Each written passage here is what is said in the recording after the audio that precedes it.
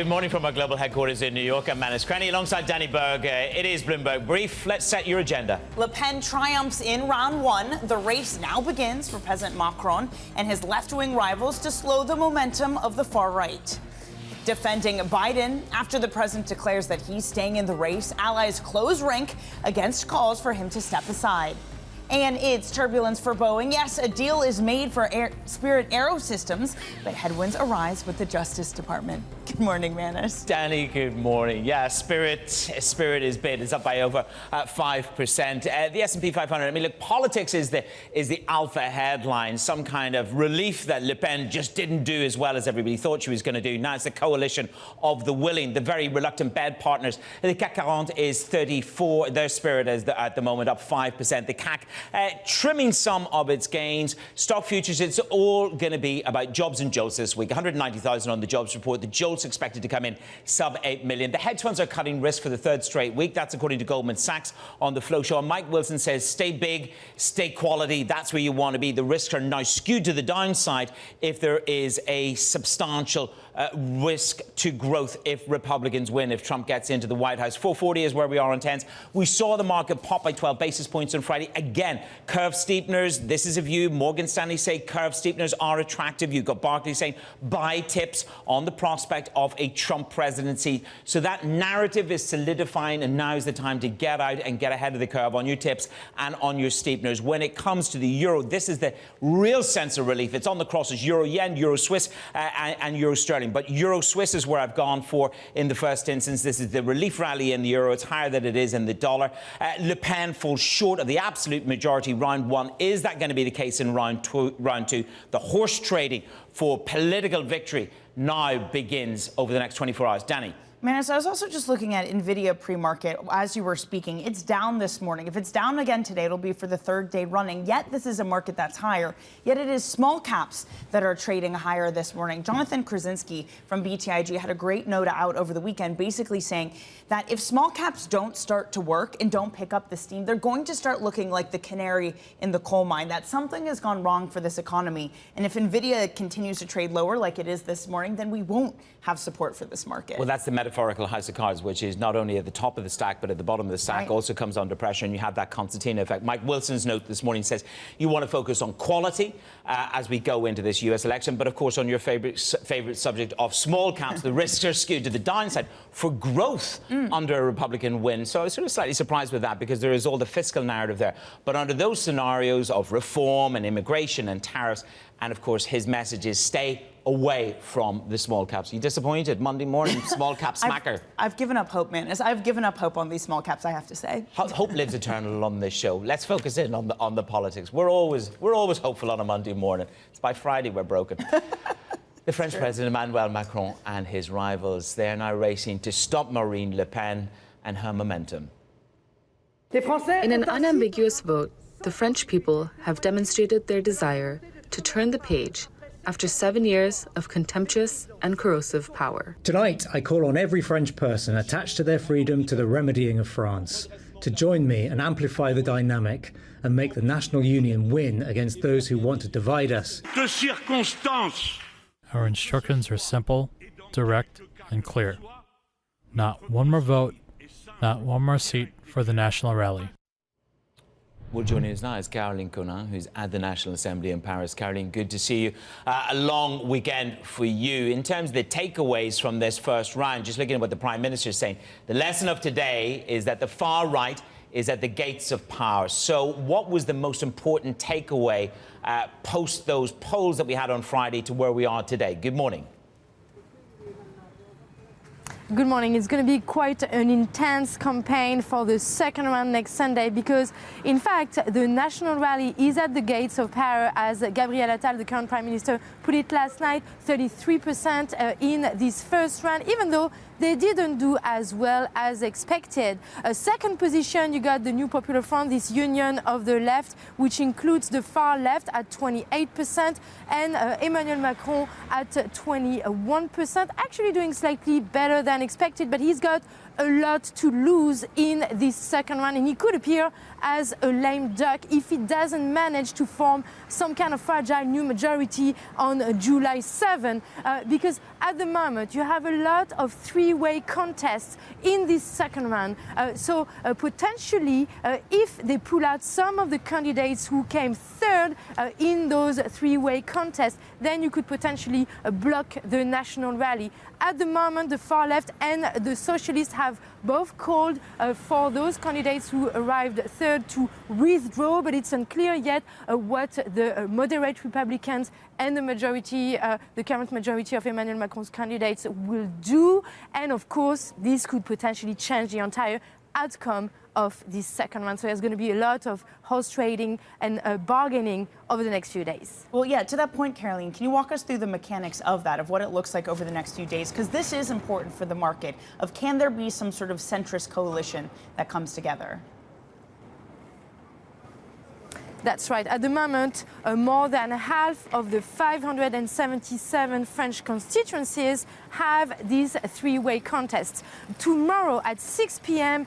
French time, 5 p.m. London time, we're going to know who actually runs in this second round. So whether some candidates are pulled out, and then you have duel with the national rally in most cases against either someone from Macron or the Republicans and or someone from the left. So the three potential scenarios on July 7. One, absolute majority of the national rally. Then you get Jordan Bardella as prime minister and a cohabitation where the national rally has to share power with the French president. But the most likely scenario is a hung parliament. Final scenario, a technocratic government where Macron somehow manages to call some moderate forces from both sides and form a technocratic government. Okay, Caroline, thank you very much for that. That's Caroline Conan reporting from Paris. Now, let's get back to the politics in the U.S. because here President Biden's campaign is going on the attack against a chorus of voices that have called for him to drop out of the 2024 race. I know it'll take to keep the world safe and free for the years ahead. Folks, I give you my word as a Biden, I would not be running again if I didn't believe with all my heart and soul I can do this job. Because quite frankly, the stakes are too high. Joining us now from Washington is Bloomberg government reporter Kate Ackley. Kate, thanks for getting up early for us. Look, the calls from the Biden campaign are clear that he is staying in. We heard from the president there and some of his top allies. But is there a disconnect between the campaign and the rest of the party? Yeah, there are absolutely a lot of behind the scenes conversations happening right now. Reporters were asking House and Senate Democrats who were in town Friday after the debate, what did you think? What's going to happen next? And many of them were sort of running away from reporters, didn't want to talk about it, or were clearly defensive of Biden. That has continued through the weekend. We did see, though, yesterday on a TV interview, House Democrat Jamie Raskin said, he acknowledged that there are conversations happening among Democrats about what happens next, what the future holds. And they're listening and hearing from donors. The party's donors are, many of them getting skittish about the president's debate performance and what it means for the Democrats' ticket in the fall. Well, where is the broader support? You look at some of the polls over the weekend. I mean, the CBS poll, 28% believe that Biden should still be running, and only 54% of his own party believe that. You look at the New York Times Ed Board. The game now is a reckless gamble. That's the New York Times editorial board calling for Biden to withdraw. So how do they close this gap between what Camp David and Biden group are saying and the rest of the party? Right. You mentioned the Camp David meeting, the Biden family huddling yesterday. The news that came out of that overnight was that, that Biden's in it. He's in it to stay. You saw congressional Democrats, Democratic leaders really sticking by Biden through this. Of course, Republicans this feeds into what they've already been saying about Biden, that he's not up to the job. But Democrats sticking with Biden really is still the main headline here. But much could change this week. You know, lawmakers are back at home in their districts. It's a holiday week. They're going to be doing, you know, July 4th parades, seeing their voters. So they're going to get these, you know, sort of their own sort of informal polls, if you will, hearing from people back in their districts. That could change how they talk publicly about it. Okay, Kate, thank you very much for that. That is Kate Ackley of Bloomberg Government in Washington, D.C. Manis. Yep, let's get up to speed with some of the other stories that are making news on your Bloomberg terminal this Monday morning. According to Morgan Stanley, the glowing prospect of a Trump presidential victory is making the yield curve steepener trade even more attractive. It says growth will likely slow and inflation will quicken under such a scenario. Strategists say the debate has strengthened the possibility of Trump's re-election, and this will sharpen the focus of the former president's immigration and tariff policies.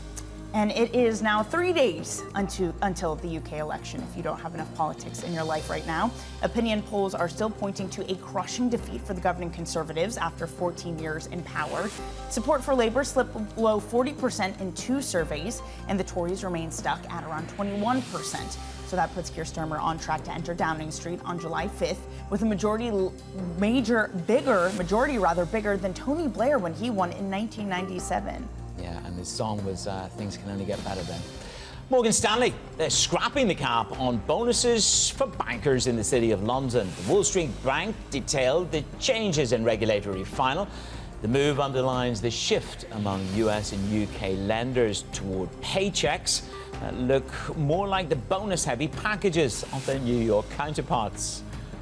So there you go, Danny. Now you know. Back to Wall Street. It's bonus me up in London. Look, I think there's something very interesting here. It's about who do you surround yourself politically with? What voices are you listening to as a leader? If you're in Camp David and you have your officials that you trust and that you believe in, that's where the narrative revolves. I look at what Obama said over the weekend. Bad nights happen. Trust me, I know, and he is speaking from experience there. But this election has a choice between somebody who fought for ordinary folks and somebody who cares. Well, we have to keep in mind why Biden is running this time anyway. He very clearly set out to run because he said, if Trump is running, I will run. I am the candidate to bring us something different than Trump. And he truly believes that.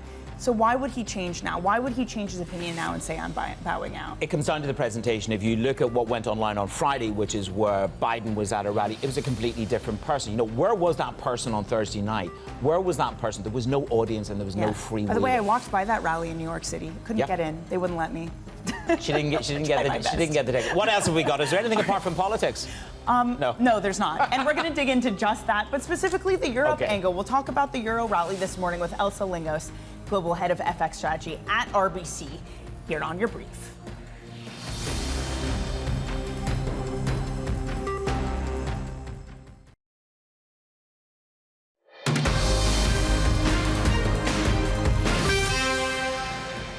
Your Bloomberg Brief on this Monday. I'm Danny Berger alongside Manis Cranny here in New York.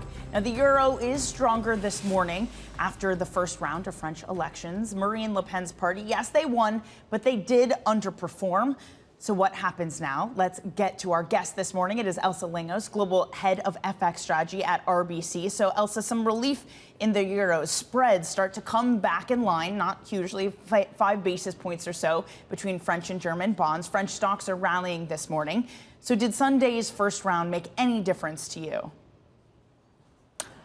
To me personally, not so much, but certainly for a number of people, it rules out some of the extreme tail risks. It was highly unlikely that the far left would do very well, but that was the scenario that I think investors were most worried about. It certainly wasn't on the cards given the polls, but a number of people I'd spoken to had said that would be the scenario where the market reaction would be extreme. And even the idea of the far right gaining an outright majority had some people worried. For the most part, I think people were quite sanguine, even if that were to happen. But certainly the fact that we look like we're headed to a hung parliament has many people a lot more comfortable on this Monday morning. Elsa, good morning to you. Yeah, I mean, look, we can see the euro rallying on the crosses against the Swiss, against the yen, and outright against the dollar. But here's the thing.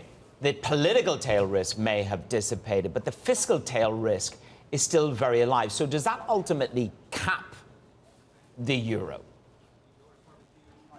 And I think from a euro perspective, the negative impact was fairly limited to begin with, in spot terms at least, and so the positive impact is also fairly limited. Where you did see more of an impact was in the vol market, and particularly in the skew in the vol market, and there you're seeing that unwind extend on this Monday morning. But if you look at longer term, Annie, as you rightly said, there is a real fiscal issue. I mean, France is already going to be in the Commission's excessive deficit procedure. And if you look out over a 2-year horizon, it's clear that the next president is very, very unlikely to be as centrist as the current. So there is a very clear fiscal challenge up ahead, and populists offer easy answers, which markets may not like so much. Elsa, if we could just take a step back, because what's happening in France mirrors what's happening in a lot of places in this world. That is, governments who are likely to come into power that are not the current ones in there because there's discontent, there's upsetness about real income stagnating, there are concerns about wealth inequality. You see it in elections in India, in South Africa rather, and soon here in the US too. And that means moving to parties that are maybe more protectionist, maybe more nationalistic. Are we underestimating this wholesale shift that's happening around the world? I think that's a really interesting observation, because in fact we were discussing this with a German client in the days after the European elections. The fact that all the focus was on France and the snap election called by President Macron meant that the rise in the far right in Germany actually received relatively little attention. But as you say, this is a global move. A lot of people are very concerned about the cost of living, high inflation, and it's very difficult to ask for populations to accept austerity, to accept spending cuts and tax increases against that backdrop. So there's certainly a backdrop where populists are doing a lot more better. Not everywhere across the world. Some countries have already been through the populist movement and come out the other end. I think Greece is a great example of that. But there is a market factor that we're going to have to take into account more and more over the next 2 to 3 years. Yeah, I remember chasing Yanis Varoufakis around for literally 12 hours before we did an interview, and the one thing he said to me as we raced up the stairs was, "You won't ask us whether we're going broke." I said, no, not at all. Come with me. Let's translate this into policy, because the ECB, we have the mechanisms. Danny and I have talked about this with various guests. The mechanisms were there to stop the blowout in spreads if it really got exceptional. But here we are.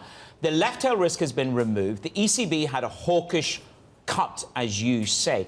Does this kind of less extreme political scenario, as we stand here this Monday morning in France, embolden the hawkish narrative, the hawkish position, the hawkish cut from the ECB?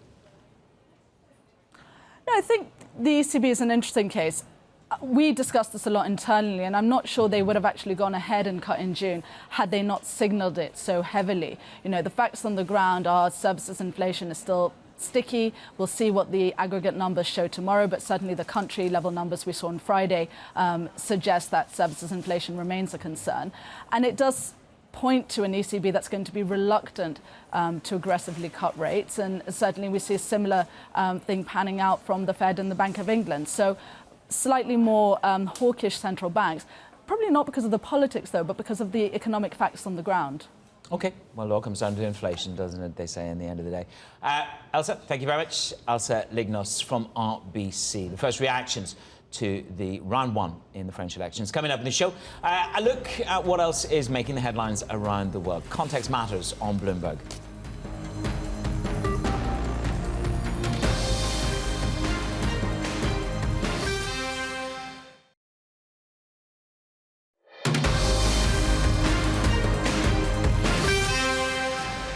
It is Bloomberg Brief. I'm Manish Krenny alongside Danny Berger in New York. Your front pages, guess what? Politics tops the front pages. The French election and Biden's future dominate globally. Here's a look at what else is making headlines around the world. First up, we've got Bloomberg on the Hurricane Beryl. It's set to cause massive damage across the Caribbean.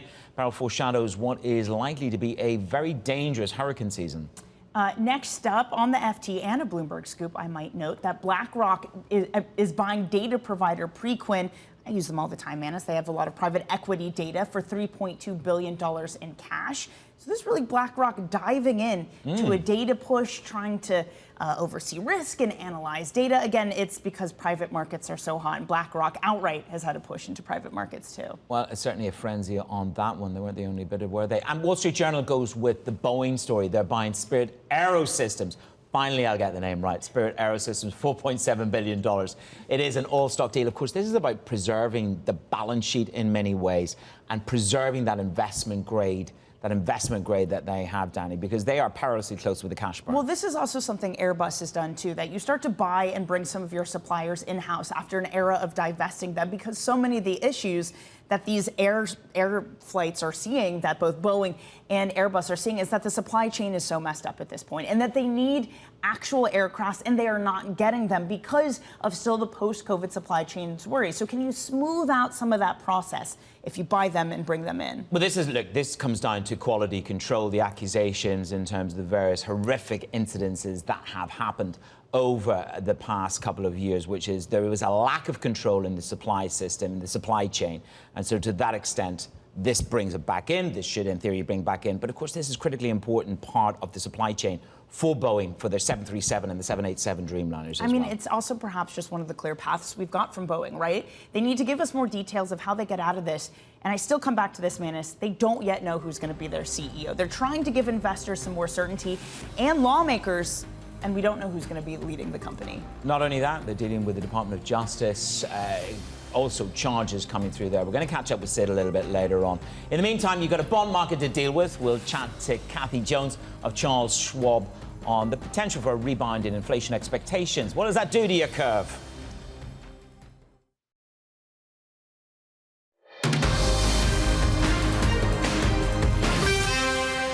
From our global headquarters in New York, I'm Danny Berger alongside Manus Cranny. Let's set your agenda. Le Pen triumphs in round one. The race now begins for President Macron and his left-wing rivals to slow the momentum of the far right. Defending Biden after the president declares he's staying in the race, allies close rank against calls for him to step down. Turbulence for Boeing. A deal is made for Spirit Aerosystems, but the headwinds arise with the Justice Department. Danny, a very good morning. Politics, does it translate to market risk? And VAR, good morning.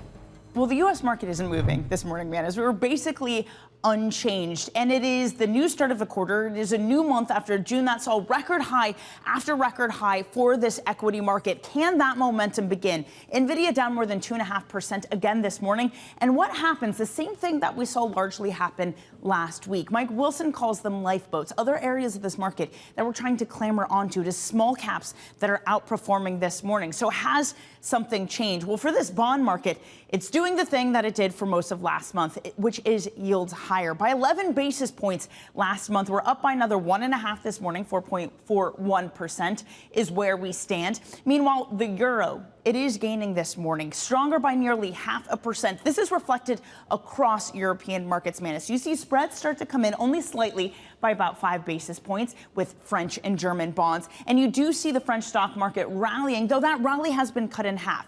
So yes, we are gaining this morning, Manus, but it is a caution still. Yeah, it's going to come down to the horse trading in terms of what Macron is prepared to step back with his candidates. You know, what kind of coalition of the willing is going to be made? None of them make for good bedfellows, Danny. But in the end of the day, that moderate de-risking that you've seen in France hasn't really had a global reverberation because the spreads, as you say, Franco-German spreads have narrowed ever so slightly. The equities have had a relief. It'll come down to a lot of views on what happens here post that Biden debate against Trump. And the narrative there is it could certainly lead to multiple fronts of reassessing where you are in bonds and equities. Right. Well, I mean, as we talked about with Elsa, I think it not having global ramifications, at least for now, is an interesting one because it's something that's happening across the world of discontent, of inflation, of stagnating real wages that has moved the world largely to more populist governments and governments that are maybe more protectionist. So things like Trump and his tariffs is something we might see around the world, and have markets truly grappled with all of that? It's interesting. The Bears grabbed onto the French election just 2 weeks ago or 3 weeks ago when it was called, and that did cause a mini bit of a tail that wagged the global bond dog. But this morning, on the more positive news, it's having less of an upside. But let's talk about all of this with our next guest in the context of fixed income, because the markets are in a very good place, she says, right now. Inflation is falling. The Federal Reserve is likely to begin cutting interest rates in the fall, and real yields are positive. So it's all going splendidly well. It is, of course, Kathy Jones, Chief Fixed Income Strategist at Charles Schwab. We will circle back to the politics in just a moment, but can you give us your view of the cadence of the deceleration in inflation? We're counting down to jobs and jolts this week. We had a fairly muted PCE on Friday. Kathy, do we accelerate the disinflation from here forward to the end of the year, or is it steady as she goes? Well, I would guess it's more steady as she goes than accelerating on the downside. We don't have that much weakness in the economy, although it's softening, and consumer spending in particular is softening. But it seems more like a gradual deceleration, or really the glide path is if you get 0.2% on core PCE, you continue this kind of year over year slow decline. And if we get better numbers like we've seen recently, 0.1, flat, then you actually get, very close to the 2% target in the next 6 months or so. So the path ahead seems to be lower on that year over year rate. I think it's more of a gradual deceleration unless we hit a real pothole in the economy, particularly if we see unemployment rise. So, Kathy, you like bonds, but where on this curve? Because it's a front end that's had fits and starts of being scared of the Fed, and it's a long end that's been scared of the economy and potential deficits. So where do you want to position? Yeah, so the Treasury curve's inverted. It's been inverted forever, it seems like. And so it makes it difficult to extend duration because you're giving up some yield when you move out from the short end. We like either barbelling in the Treasury market or looking beyond the Treasury market to extend duration. So when we look at the curve in, say, investment grade corporate bonds, it's flat to upward sloping. We can capture, 5.25% yields in agency mortgage-backed securities with 6 or 7 year duration. So there are ways to add some duration, hold on to that 5% yield for 5 to 10 years if you want to, without just using treasuries to do it. Well, it's going to be a bumpy road, isn't it, politically and in terms of volatility between now and January of next year, or now in November. I mean, who knows where we go post the actual election date. But there's a lot of notes out there this morning. Morgan Stanley is probably the most prominent one on the terminal this morning. They say a sharp shift in the probabilities in favor of President Trump may now be a unique catalyst for curve steepeners to become attractive. I mean, is it too early for you to sort of embrace curve steepeners? You talk about a barbell approach. So your first take on the probability of a Trump in the White House with his tariffs, as Danny says, and immigration policies. Yeah, I think that a shift in the narrative about what policy will be after the election is probably the biggest risk to the Treasury market. We already have high and rising fiscal deficits, so that's something to be concerned about with the long end. I don't think it's a critical factor right now. But if we were to get, really big tariffs, limits on immigration, which has helped, boost the labor market in terms of participation, if we get limits on that or a shift in that, that's really of major focus, then yeah, you could see the curve steepen. I just think it's too early. And remember, presidential candidates can say a lot of things on the campaign trail, but they have to get those things through Congress. So not only are we waiting for the presidential election, but we're really focused also on what's the composition of Congress after we get past November. It's such a great point, Kathy, because there are so many outcomes, and you could even say, even if you could bet on what the outcome is, you don't really know how this market would react because we are so torn.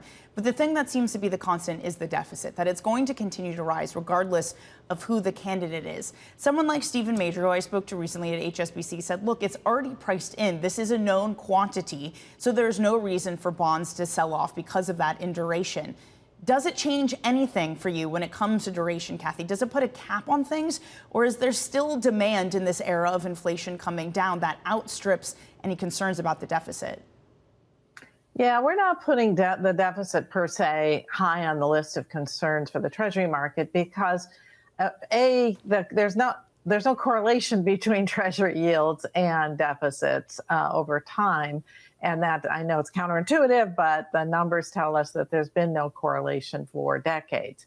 But secondly, there is this range of outcomes so that you can't really predict, what the deficit's going to be versus relative growth, et cetera.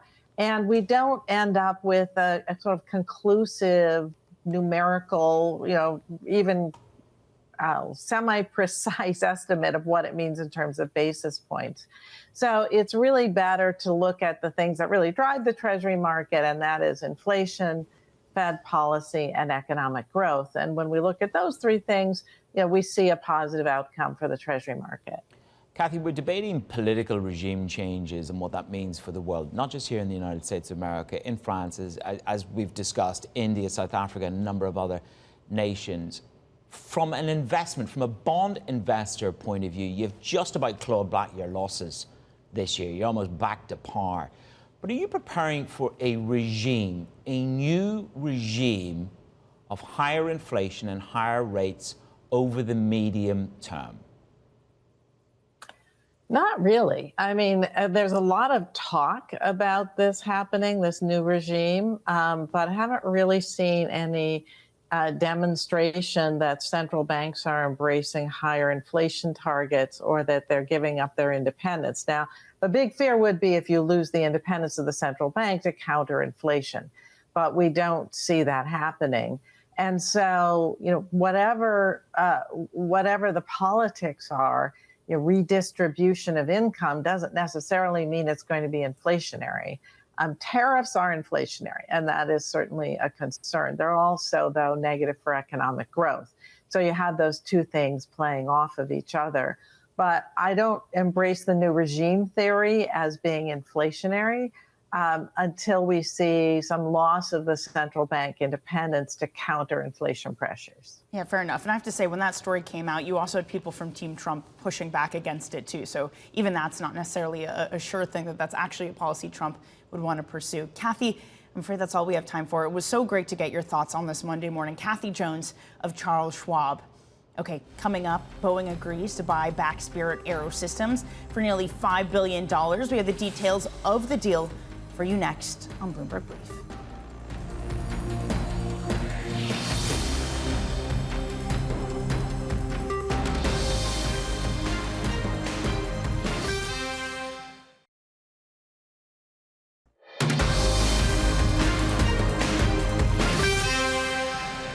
It's your Bloomberg Brief. I'm Danny Berger alongside Manish Cranny in New York. So the 20-year separation is over. Boeing has agreed to buy back Spirit Aerosystems. It's an all-stock deal that's been valued at just under $5 billion. But at the same time, the DOJ is also preparing to slap criminal fraud charges on the plane maker. Let's get over to Bloomberg's Benedict Campbell on this. Benny, I mean, this was a long time coming. We knew Boeing was pursuing this. So what difference does it make to a very beleaguered Boeing to have Spirit back in-house for them? Hi, from Berlin. You're right. It's a beleaguered company buying a beleaguered business. So in some ways, it's an inherently value-destructive deal, and probably one that Boeing would not like to have done had they not been forced. And as we all know, what forced their hand was that early January blowout of that fuselage panel. That really put into focus all the issues that Boeing faces on the manufacturing side, and they had no choice. They had to buy this asset back, gain control of it again, put it under the roof of Boeing, give it more financial security, and that's the deal that we saw emerging this morning. So they're going to take on considerable debt as part of that. Boeing's debt is already rather elevated, and they're going to pay for it in stock rather than cash because they are very keen to protect their credit rating, which is just above the speculative grade known as junk, and they don't want to fall into that. So this is why, sort of in the last minute, the deal changed from cash to stock. One little side note on the deal is that Airbus will also take over some assets from Spirit because Spirit makes some components for Airbus. And unlike Boeing, Airbus will actually get paid to take over these assets. So they're paying a nominal price of $1. Not clear who's going to cough up that $1, but they will also get about $550 million in compensation to take over these assets. Yeah, and as you say, it's the structure of the deal. They pay, what, $1, and they get $559 million. In terms of what they actually get out of this, just disaggregate it for us, because Boeing gets some more control over one of their main supply chains into some of their biggest aircraft. Just tell us a little bit, because Airbus guided lower on their numbers recently. They have issues with parts right the way across the supply chain. So what does this deal do for them? You're right that the supply chain has been in focus for a while, and Spirit, as a key supplier, is obviously part of that story. And Spirit, like many other suppliers, has struggled. They don't have the manpower, they don't have the financial sort of wherewithal, the depth that the big main companies have. And that's why you've seen across the board a lot of these issues. You mentioned Airbus last week. They had a pretty sort of epic profit warning. They downgraded a whole sort of slew of metrics. And again, they said it's not the demand side. It is really the supply side that's hurting us here. So this is one step that Boeing is taking to sort of gain greater control of their supply side. But make no mistake, Spirit is a company that's not running smoothly. So Boeing will have to spend a lot of resources, a lot of manpower, a lot of time turning that asset around at a time when Boeing itself is not exactly running smoothly. So that'll be very interesting to watch. The deal will close next year, but it'll probably take much longer to integrate the thing. So maybe it's one step forward with that, Benny, but is it another step backwards now that we have the Department of Justice telling Boeing that they are going to be charging them? It was an unknown, but we know they are going to be charging them. And now Boeing, according to people familiar, has until the end of the week to plead guilty or go otherwise. I mean, does this just throw Boeing into greater peril? I wonder what the calculus for policymakers was on this, because, you know, they have a stake in Boeing doing well. It is this big American champion. So why go forward with the criminal charges? And what now, Benny? Yeah, you're absolutely right. So the DOJ was in a difficult position here. They couldn't let Boeing off because there's obviously huge public pressure and pressure from the families of the victims involved in these two crashes. Those were the 737 MAX crashes, 2018 and 19. So they couldn't just say, oh, well, nothing to see here, let's move on. That was clear. But as you say, they also can't penalize Boeing in a way that is crippling. This is a company that's been said again and again that has to survive. It's a company that is central to the US economy. It's central to the sort of industrial complex, the industrial military complex, no less. So you have to get the balance right between penalizing them enough that it hurts and that they get the message, but not too much that it sort of destroys the company. So what we have here on the table is this fraud charge. And for Boeing, the question is, how do they respond? Do they enter a plea deal or do they let it go to trial? Neither of which is particularly appealing because a plea deal might mean that they get locked out of some government contracts, whereas a trial will create a long overhang for whoever follows Dave Calhoun, the CEO who said he's stepping down. So a difficult couple of days. They're given until the end of the week to make up their minds. We know that on the 4th it's a national holiday, so we might hear sooner rather than later from them, but it'll be interesting. Yeah, well, Danny and I will be here on Friday morning to take everybody through that, the jobs report. I mean, just looking at the attorney for the victims, Paul Castle, he calls this a sweetheart plea deal. The deal will not acknowledge in any way Boeing's crime killed 346 people. That is the words of the attorney representing the victims. So this is still a very, very contentious issue. Benny, thank you very much for the context this Monday morning. Benedict Carmel there on the deal. Let's switch gears and from Boeing to BlackRock. The investment manager is set to acquire the database provider Preqin for $3.2 billion. It is the latest push for BlackRock to become a major player in the alternative asset space. Charlie Wells is with us. So this was a hard-fought-for asset, to say the least. Preqin, what do they get and why now? Manos, that's a really great question. And yes, this is the deal that was hammered out just a few hours ago in a space that is one of the hottest in the financial world right now, which is private capital. Private capital is expected to grow to $40 trillion by the end of the decade, and BlackRock wants to be in the mix there. Now, one of the challenges in that private capital space we know is data. The data is just not as readily available as it is for private assets. So what BlackRock gets here is access to the the 190,000 funds that Preqin tracks, access to the 60,000 fund managers that Preqin tracks. I should note that Preqin is based here in London and also has a history of tracking data for private equity and hedge funds. So in a world where data is the new oil, what we are seeing with this deal just hashed out is that BlackRock has effectively bought a petroleum field. Well, that's a fantastic metaphor, Charlie, because also if we think about just taking a step back, I mean, Preqin, as we're talking about, is a private markets data provider. And this is a race in the asset class itself that BlackRock has been under. So, okay, they've got the data. What else does someone like a BlackRock, who's well known in public markets for things like ETFs, for mutual funds, what does it take them to really get in this race and dominate alternative assets? Yeah, Danny, so data is one piece of that puzzle, but it is an incredibly competitive space right now. So this is a place that not just BlackRock is trying to dominate, but Blackstone, KKR, Apollo. And one of the issues that's really interesting when you talk to executives at these fund companies is this issue of education. So even though in the financial space, this is one of the most sought after assets, when you go down the chain, when you talk to financial advisors for the wealthy, and when you talk to the wealthy themselves, they're not necessarily aware of how alternative assets work. They're not necessarily aware of how they fit into that kind of 60-40 portfolio that a lot of investors are very familiar with. And so what this does for BlackRock is it gives them data at a time when they're trying to educate the consumer, educate the financial advisor, and they can go to them with this data offering as well. Okay, and then just very briefly, the banks. There's no major reaction from the banks this morning. I mean, they waited until the market closed on Friday to announce their payouts, their buybacks. They're upping those in size. So who's on that stack?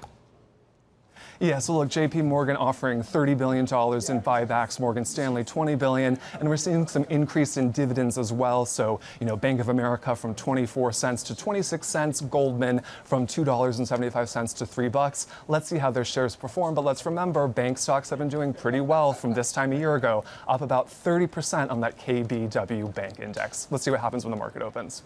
Charlie, appreciate it. That is Bloomberg's Charlie Wells.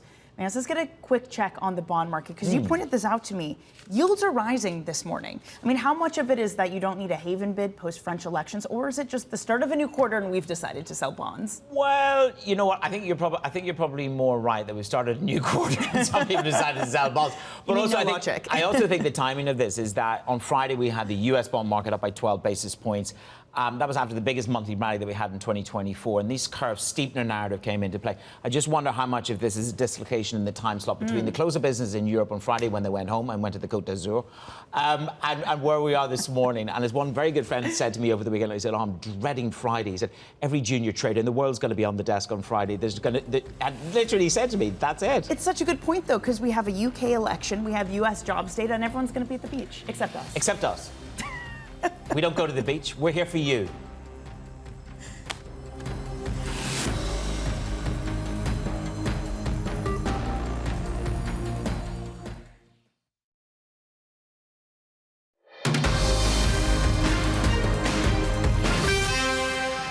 Let's get you set up for your trading week. Here's what's ahead. The Supreme Court is going to be ruling today on Donald Trump's claim that he's immune from criminal charges over attempts to overturn the 2020 election.